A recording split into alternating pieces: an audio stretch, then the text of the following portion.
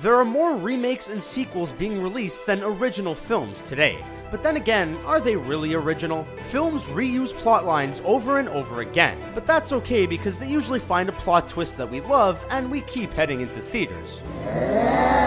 Disney has been making animated films since 1937, and their first film, Snow White, was based off a popular Brothers Grimm story. Still, sometimes their plot lines are closer to films that have already been released, and people are quick to point out the similarities.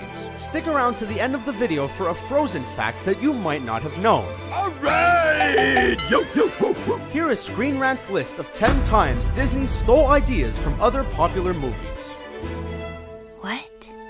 Do you trust me? Aladdin. Nearly 30 years in the making, Miramax released The Thief and the Cobbler in 1995. Miramax, which was a subsidiary of Disney at the time, was supposed to beat Aladdin into theaters, but did not. When watching the two films, it's impossible not to see the similarities. Both villains had a bird as a partner in crime. I can't take it anymore! Numerous costumes looked the same, and the villain in Cobbler looked a great deal like Aladdin's genie. Both of these films are considered classic animations today, even if you see the similarities. Oh, all of you, come over here. Big group hug. Group hug. Hello? Oh, yeah! Ah! Whoa! Toy Story. The story of toys coming to life when humans aren't around, and these toys having their own secret life, was the plotline of a Jim Henson special released in 1986. Henson released a special called The Christmas Toy, where the protagonist is desperate to keep his status as the favorite toy. When a new toy arrives that is space-themed, she doesn't believe that she is one. Doesn't that sound similar to the storyline of 1995's Toy Story? Oh, shut up. It's okay, Disney has worked with the Henson team for many years, and today they even own the Muppets. Wait till you see which film's plotline is similar to Toy Story 2. No! Monsters, Inc. A monster living under your bed isn't a new concept, but having a portal to a world of monsters is a little more unique. In the 1989 film Little Monsters, Fred Savage follows a blue, furry, horn-toting monster into a monster world. In Monsters, Inc., an adorable little girl follows a big blue monster into her closet to another monster world. Look it. The few people who have actually seen both films saw the similarities, but there is less in common than there is in common. Now, if Fred Savage returned to this monster land to go to college, then we might have an issue with Disney. The Incredibles. 2004's The Incredibles is about a family of 4 with these superpowers: superhuman strength, ability to be invisible, super speed, and the ability to stretch and flex like rubber. Another story of 4 superheroes with superpowers is the Fantastic Four, with their superpowers being superhuman strength, ability to be invisible, ability to generate flames and fly, and the ability to stretch and flex like rubber. 3 out of 4 are the same, but what happens when Baby Jack Jack finds his powers? He can self-combust, levitate, and teleport. That sounds pretty close to us. What do you think? Everything is all right. The Lion King. The Lion King was billed as Disney's first big animated feature that wasn't a retelling of a fairy tale or a previous story. So when the similarities to the Japanese-created American television cartoon series called Kimba the White Lion were revealed, it was a little shocking. From the plotline to the strong image of a lion standing atop Pride Rock, all of this can be seen in the cartoon series. Still, Disney states that The Lion King was based off of Bambi and Hamlet, despite the similarities.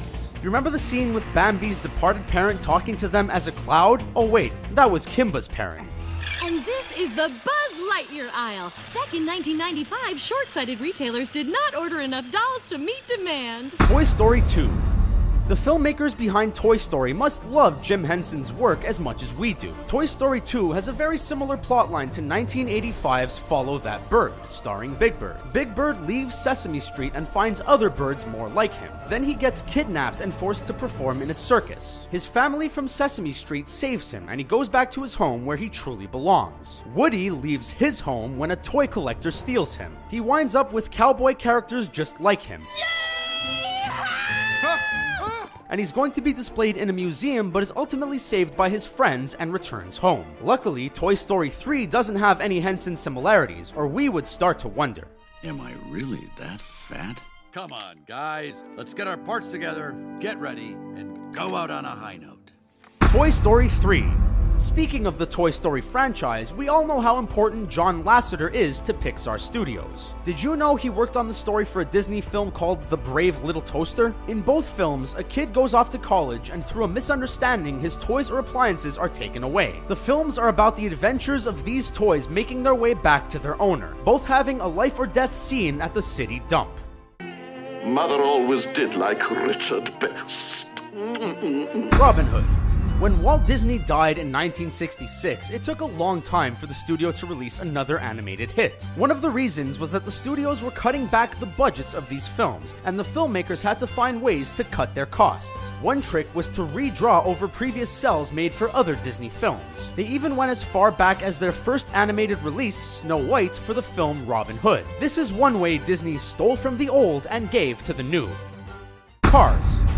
1991's Doc Hollywood starred Michael J. Fox as a doctor who crashes his car into a fence in a small town. The judge sentences him to community service. Community service, served as resident doctor at Grady Memorial Hospital. And he soon comes to respect the town's old-fashioned doctor. Once he's able to leave, he wants to return to his newfound home. It's almost as if Disney said, "I love that car crash scene, but the people ruined this movie."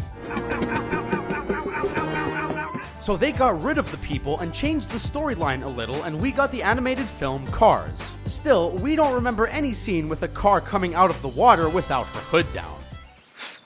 Hi everyone, I'm Olaf, and I like warm hugs. Frozen.